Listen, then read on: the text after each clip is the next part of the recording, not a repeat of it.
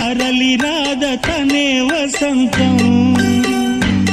తన దరికి రాని వనాల కోసం తరలి రాద తనే వసంతం తన దరికి రాని వనాల కోసం గగనాల దాకా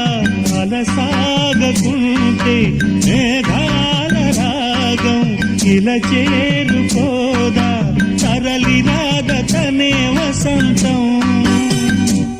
తన దరికి రాని వనాల కోసం